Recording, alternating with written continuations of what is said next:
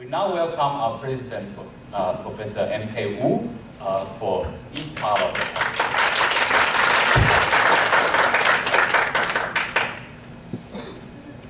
It's a great pleasure again to speak to all of you.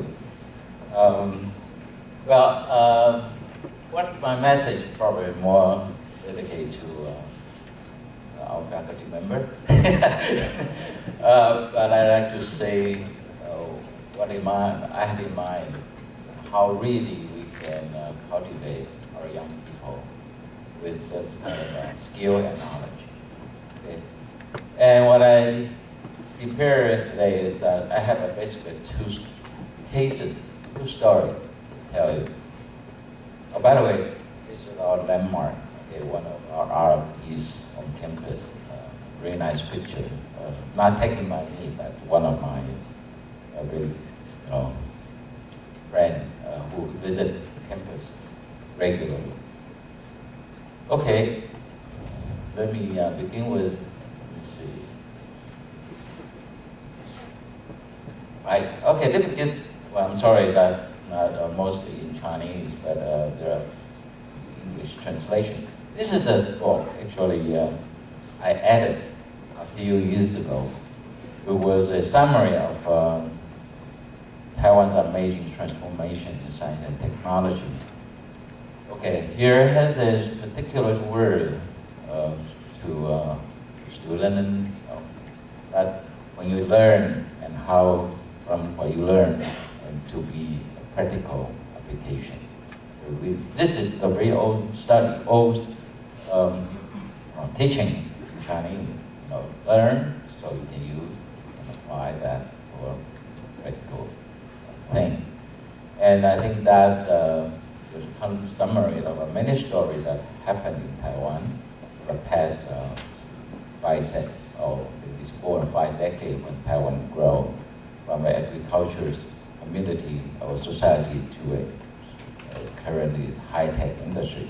Okay. And in that, let me quote one of the examples to illustrate what I'm going to talk today. This is a very interesting development. Okay, people are fishing, we all like to fish. And there's fishing gear. It's a very interesting design. It basically has just a gear set, okay, and the line, and then, okay. But typically, this kind of gear set is a conventional, spherical, circular shape gear. But I think there was a long study especially German people. They already speculate that it will have an elliptical shape of a gear, and the operation will be much better.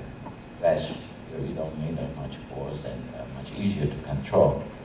So there was a model been proposed that changes, but for a long time no one can successfully make that.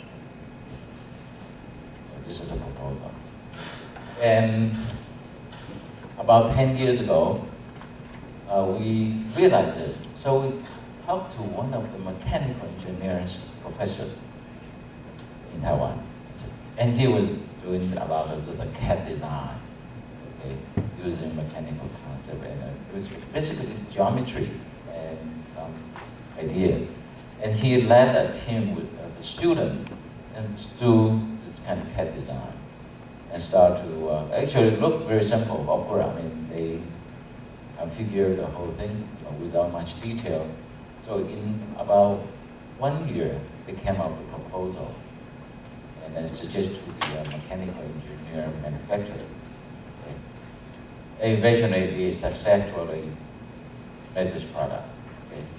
You have this now elliptical shape here instead of just a circular. And with this gear set, it completely changes this fishing set, okay? And the company that were looking for this kind of design, originally was a local company making a product for Japan, the design, or Germany. But they don't have their own branding. basically the OEM, ODM kind of production. Okay? But with this new design, completely changed the story of the company. So it has a product that overcome is much better than the other.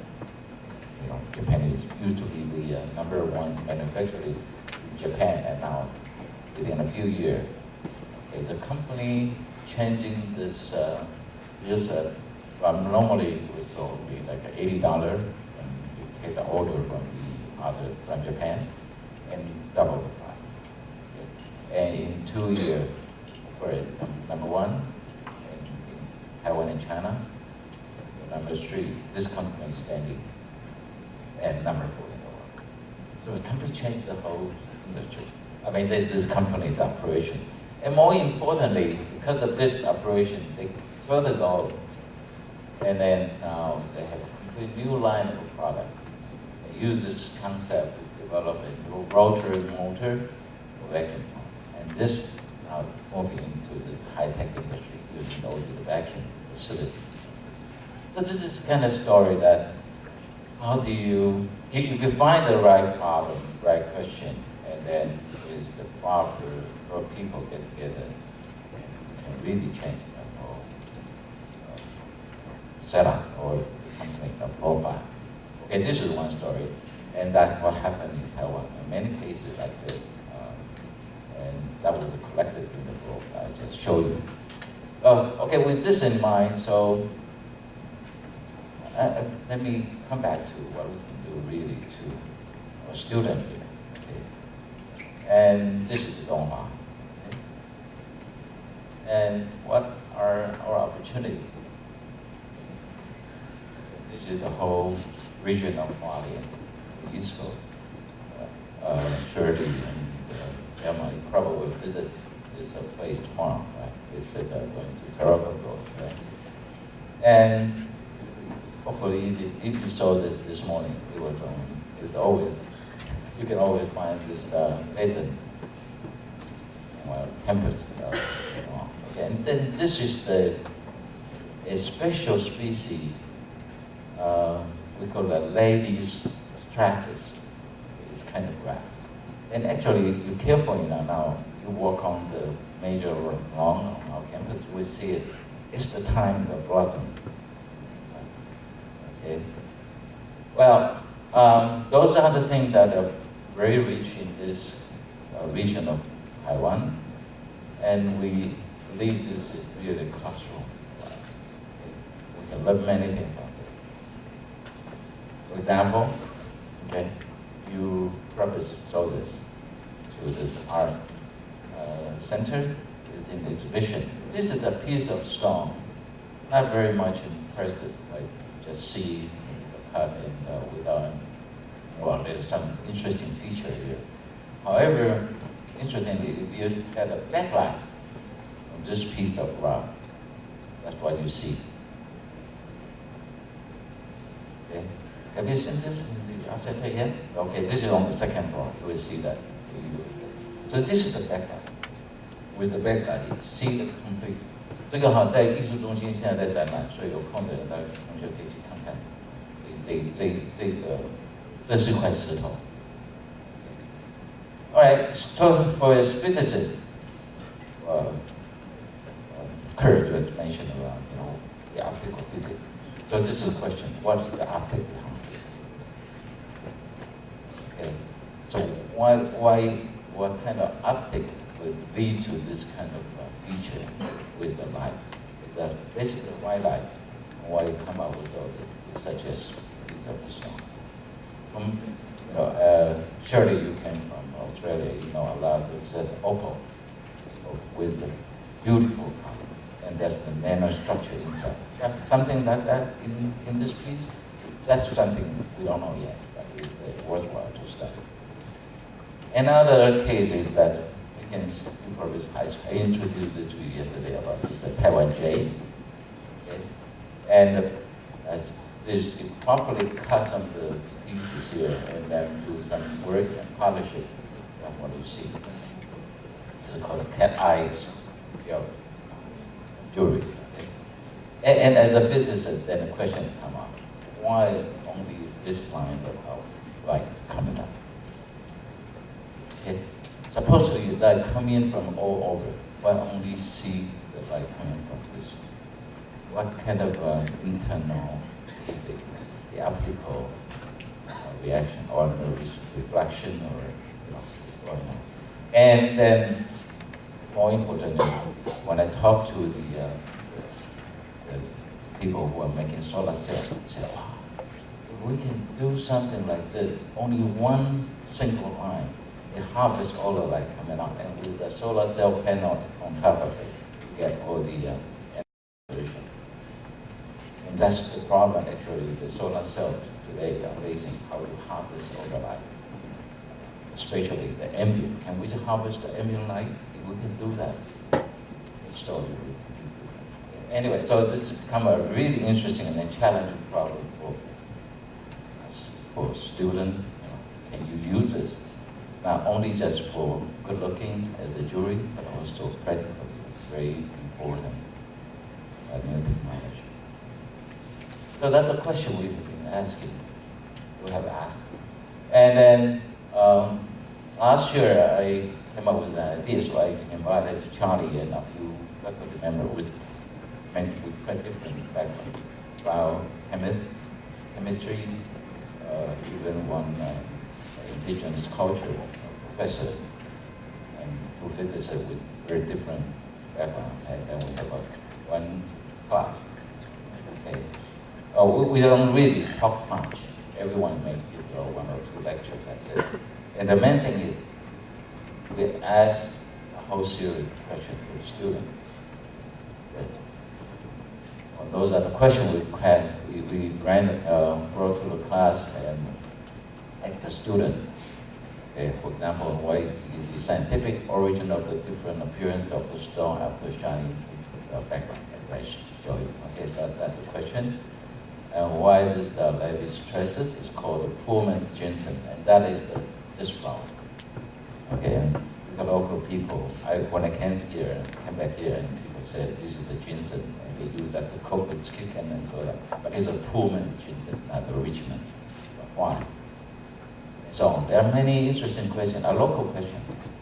Some are from the indigenous culture, long existing. For example, this is called a long kui. It's a kind of vegetable, and indigenous people use that to dissolve this alcoholic problem.